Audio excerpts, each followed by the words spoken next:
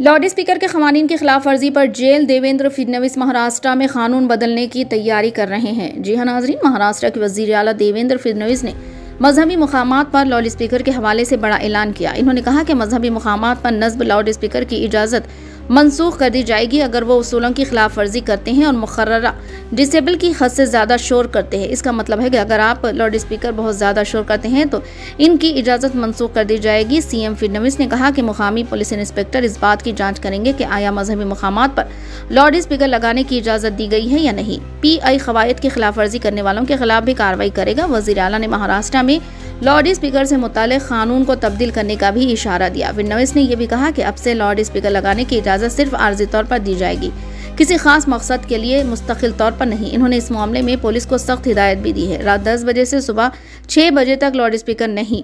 CM ने इतराफ़ KIA कि अभी तक इस पर अमल नहीं किया जा रहा है। वज़ीर आला ने कहा आवाज़ की हद दिन में 55 डिसेबल और शाम 6 बजे से रात 10 बजे तक 44 डिसेबल होनी चाहिए। अगर लाउड स्पीकर ज़्यादा डिसेबल पर चलाए जाते हैं तो महाराष्ट्र पॉल्यूशन कंट्रोल बोर्ड को मरकजी कानून के जरिए इनके खिलाफ कार्रवाई करने का इख्तियार दिया गया है।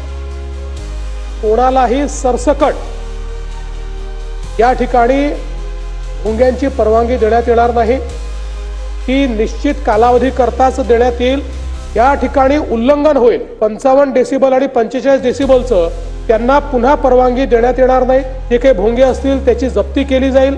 या संदर्भात ताईंनी जी मागणी केलेली आहे त्या मागणीनुसार याचं तंतोतंत पालन होत आहे की नाही याची जबाबदारी संबंधित PI ची असेल। PI ने प्रत्येक प्रार्थना स्थळात जाऊन हे चेक केलं पाहिजे की भोंग्याची परवानगी घेतली आहे की नाही। जर डेसिबल पेक्षा जास्त अशा प्रकारे आवाज येत असेल त्यांच्या परवानग्यांना रिन्यू न करणे अशा प्रकारची कारवाई या संदर्भात केली जाईल आणि अतिशय कडकपणे याचं मॉनिटरिंग जे आहे ते केलं जाईल। याचं तंतोतंत पालन केलं पाहिजे, ही जबाबदारी संबंधित PI ची असेल। त्यांनी ते केलं नाही तर त्यांच्यावर कारवाई होईल।